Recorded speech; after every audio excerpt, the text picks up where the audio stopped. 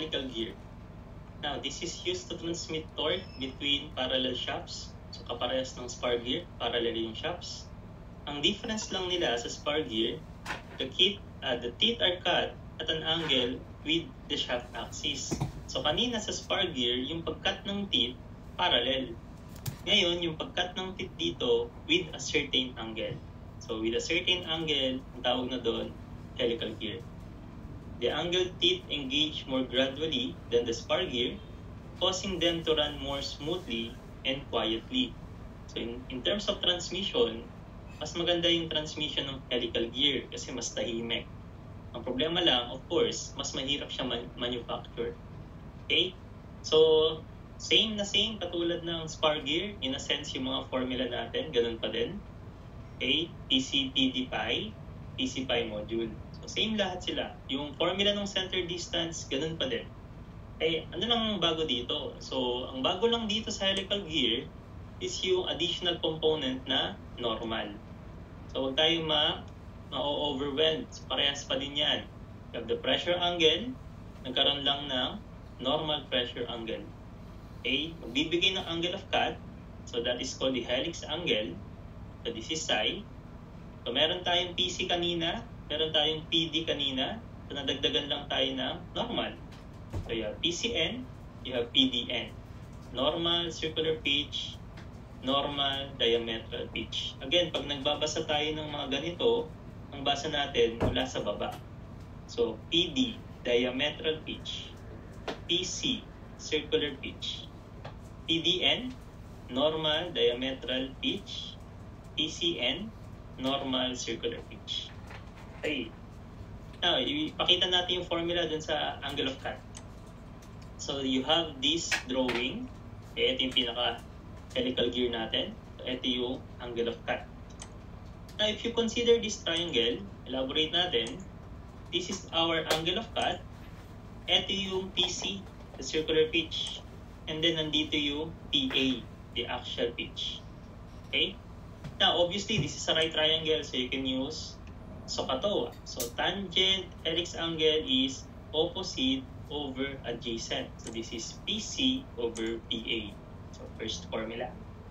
Next, pwede tayong mag-cut dito ng perpendicular dun sa hypotenuse. So pag ginawa natin yan, you can create another triangle dito. So still, this is PC kasi from here hanggang dito is circular pitch. So itong triangle na to, ito din yan. So PC pa rin ito. Now, since perpendicular yung pagkakat natin, tawagin natin yung distance na yan na PCN. And then, if this is the helix angle din ito, using triangles. So, right triangle yan. Okay, you can use cosine. So, pwede kang mag-cosine. Ang definition ng cosine, adjacent over hypotenuse. So, ito yung pinaka-adjacent natin, yung maliit, PCN. Ang hypotenuse mo yung PC. So, adjacent over hypotenuse. Now, another formula is this. Alam natin na PCPD pi. Okay, pwede rin yan sa normal PCN, PDN pi. So, palitan ko yung PCN. So, kung papalitan ko yung PCN, ang formula niya, pi over PDN. Pag pinalitan ko yung PC, gamit yung formula na to, ang formula ng PC, pi over PD.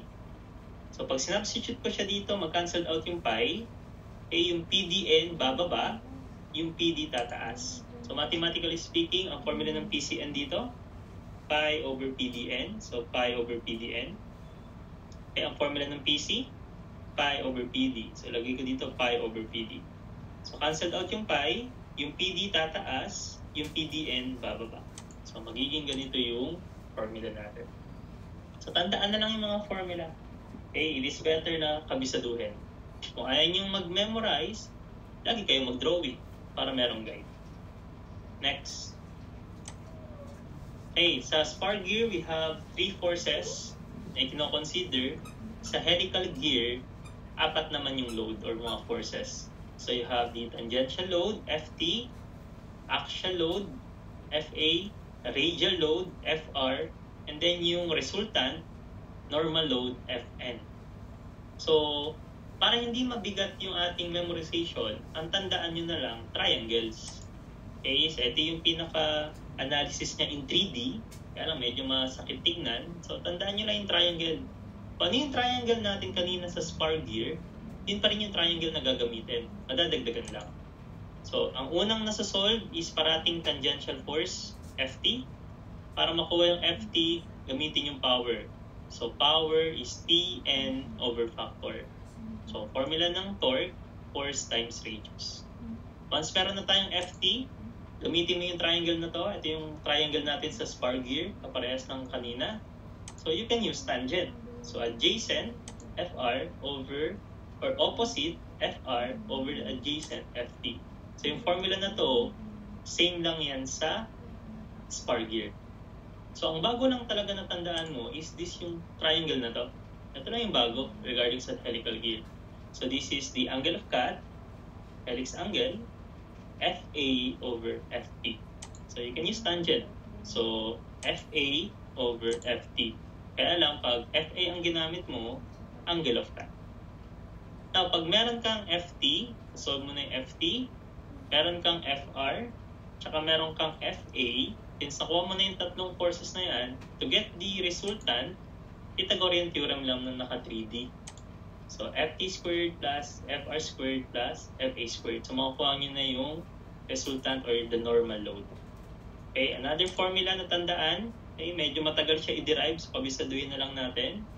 Ang formula na tan cos. So, yun yung pala tandaan ko, tan cos. So, tangent pressure normal is equivalent sa tangent pressure cosine helix.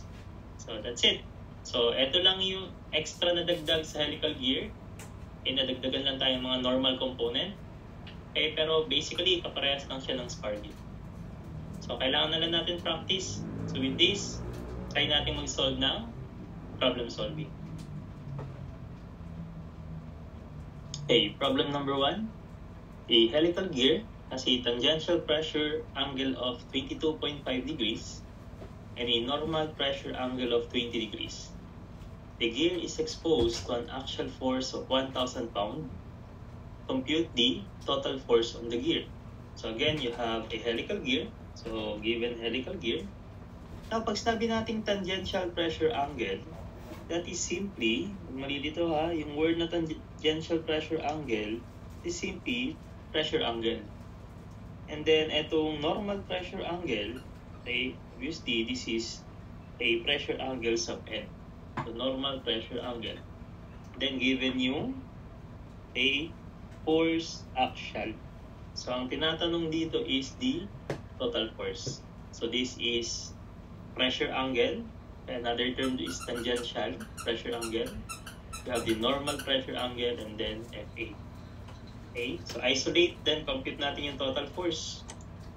So if you will isolate the given, so ayan yung mga given natin. Again, yung total force sa helical gear, that should be solvable using Pythagorean theorem. Square root of a tangential force squared plus radial force squared plus axial force squared. At the moment, ang meron pa lang tayo Fa. So, dalawa yung dapat ma-solve. Isang tangential at isang Fr, radial. Now, para makapag-solve, ang guide natin is mga triangle. Okay, bago tayo mag-triangle, kunin muna natin yung helix angle, yung angle of cut, using tan cos. Kasi given yung normal at yung pressure. So, substitution, makuha natin to. Okay, so you have tangent. Okay, normal pressure angle is 20. It's equivalent sa tangent. Okay, 22.5. Cosine helix. So this is one unknown one equation. Let's calculate for the helix angle. So tangent 20. Equivalent sa tangent 22.5. Okay, cosine helix angle. So kailangan kasi natin yung helix angle dun sa triangle later. So shift solve, makuha natin yan. So that should be around ating angle of cut or the helix angle. Okay, so now, pag ganito yung lumalabas sa calcu, okay, ang gagawin mo, maglalagay ka ng maliit na number kasi madaming possible answer kapag ganyan. So, shift solve, okay, lagay lang ako ng maliit na number, sabihin natin 10, okay. para makuha natin yung maliit na value. So you have 28.51 degrees. So ito yung ating angle of cut. Now, using a triangle, ito yung triangle natin sa ating spar gear. So pwede rin sa helical gear yan. You can use tangent. So tangent helix angle is equivalent sa FA over FT. So meron tayong FA given. Pag nasolve na natin yung helix angle, so hence makukuha natin si tangential force. Okay, so meron tayong FA, makukuha na rin yung tangential. So tangent, okay, angle of cut is 28.51 is equivalent sa ating FA. Okay, axial force is 1,000 over the tangential force. So with this, makuha natin yung FT.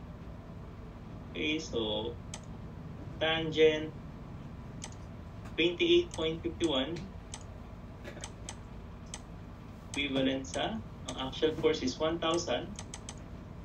Okay, ang tangential force yung nawawala. So alpha x. So shift solve, makuha natin yung tangential force. So that is approximately 1841.005 pound force. Okay. Now, since meron na tayong FT, ang kulang na lang dito is yung radial force. Once makuha natin yung radial force, makukuha na rin natin yung total. Okay, next. Makita natin. Okay, so meron na akong FA, meron na akong FT. Ang kulang na lang yung radial. So para makuha yung radial, another triangle. So please remember. Now, kung maalala mo yung triangle na yan, again, you can use tangent. So, substitution. Tangent, okay, pressure angle, 22.5. So, nagiging formula dependent talaga yung solution natin sa ganito. FR kailangan ma-solve. So, this is unknown. And then, yung tangential force na solve natin kanina, 1841.005. So, merong axial, merong tangential, and after nito, makuha na rin natin yung radial. Okay, so, shift solve na lang yan. So, natin yung radial. Okay, tangent 22.5 equivalent sa radial force known. Okay, ang tangential force is 1841.005. Okay, shift solve, makuha natin yung radial. So, ang radial force, medyo maliit, 762.569. So, meron na rin tayo dito. So, since nakuha natin yung tatlong forces, okay, given na yung FA, FT, tsaka FR, makukuha na natin yung total. So, ang total force is equivalent sa a square root of AFT is 1841.005 squared plus FR is 762.569 squared, and then yung actual force na 1,000. Okay, so madali lang, basta may formula, may maalala sana natin. So you have square root of 1841.005 squared plus 762.569 squared plus 1,000 squared. So this is our total force. So ang total force natin is 2,229.53. Okay, you choose the best answer. Ang pinakamalapit, 2,230. So this is formula dependent. Kabisaduhin yung formula. Oras nung kabisado, more or less, okay, direct substitution. Again, this is problem number 1. Okay, problem number 2. A helical gear with a tangential pitch of 1.5 inches carries an axial force of 1,000 pound force and a tangential force of 1,500 pound force. Calculate the normal circular pitch. Okay, so ito medyo malinaw naman. So yung 1,000 axial force, 1,500 a tangential force, and then pag sinabing tangential pitch, that is simply pitch. Okay, so for circular pitch. So itong tangential pitch is simply the circular pitch, 1.5. Ito yung given, PC, FA, FT. Ang tinatanong is the normal circular pitch, so PCN. Okay, so kailangan kabisado yung formula and then puro direct sum. Isolate natin. So these are the given. Now if you remember yung drawing natin kanina of this triangle, so you can use adjacent tsaka hypotenuse. So this is cosine. So cosine helix angle is equivalent sa adjacent PCN over the hypotenuse PC. So ito yung working solution. Okay, at the moment, meron tayong PC. Meron tayo niyan. Ang nawawala yung PCN. Ito yung nawawala. So, para masagutan yung tanong, kailangan na lang makuha yung angle of cut or the helix angle. So, since nagbigay ng FA at FT, easily nakukuha yung angle of cut. Okay, so, recalling this triangle, lumalabas that is tangent. So, tangent angle of cut is equivalent sa opposite FA over adjacent FT. So, malaking bagay yung mga formula at mga triangles para mag-guide. So, 2 simple steps. Kunin muna natin yung angle of cut dito. After nyan, substitution dito. Okay, so we have tangent angle of cut is equivalent sa FA. Ang FA natin 1,000. Then ang FT natin is 1,500. So with this, makukuha natin yung angle of cut. So using the calculator. So you have, diretsin ko na, shift tangent ng 1,000 over 1,500. So ang angle of cut natin is 33.69 degrees. So since meron na rin tayong angle of cut, hence makuha natin na yung PCN. So finally, substitution. So we have cosine angle of cut is 33.69, equivalent sa normal circular pitch. Yan yung question. Then yung tangential pitch or the circular pitch, 1.5. Okay, so one unknown, one equation. So we have cosine 33.69 equivalent sa unknown over 1.5. Okay, shift solve. Then ang answer should be 1.248. So we choose the best answer, that is approximately 1.25 inches. So 2 simple steps, formula dependent. Again, this is problem number 2. Okay, problem number 3. A parallel helical gear set consists of 19 tooth pinion driving a 57 teeth gear. So meron tayong teeth ng pinion, teeth ng gear. The pinion has a left-hand helix angle of 20 degrees, a normal pressure angle of 14.5 degrees, and a normal diametral pitch of 15 teeth per inch. So meron tayong PDN, normal diametral pitch, 15 teeth per inch. If the pinion is to transmit 50 horsepower at a speed of 1750 RPM, determine the center distance ng dalawang gear. So, in this case, napakadaming given up na provide. So, kung titingnan nyo, teeth ng pinion, teeth ng gear, helix angle, normal pressure angle, PDN, power, tsaka speed.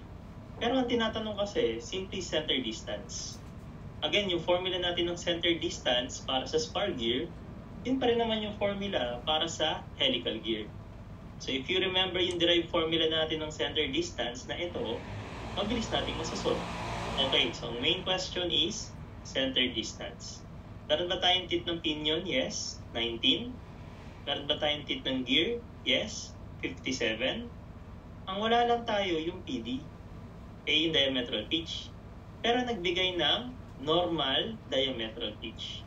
So if you remember this formula, cosine helix angle is PD over PDN. Basically, masasolve na natin. Kasi mathematically speaking, etong PD na to, using yung formula na to, lumalabas na PD is equivalent sa PDN cosine helix angle. Cosine helix angle. So yan, masasolve na kasi given lahat. So, kabisaduhin yung formula, substitution tayo. So you have center distance, equivalent yan dito. Tit ng pinion is 19. Plus, yung tit ng gear is 57. Pwede kayo mag-unit analysis if you want. So this is number ng ngipin. 2, multiply ng PD.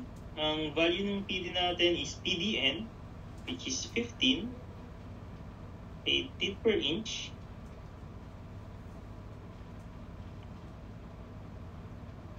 Cosine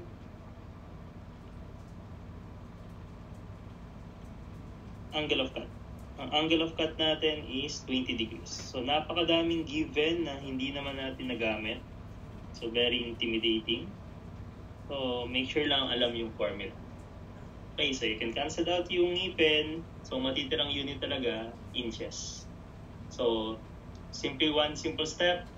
Kailangan lang maalala yung formula tapos adjust. Okay, so substitution tayo. So, you have 19 plus 57 all over 2. So, ang ating diametral pitch is PDN, 15, cosine angle of cut.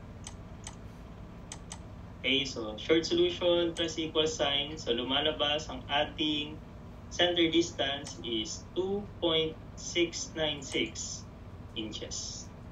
Okay, so same formula lang. Nagkaroon lang talaga tayo ng angle of cut para sa helical gear. Again, this is problem number 3.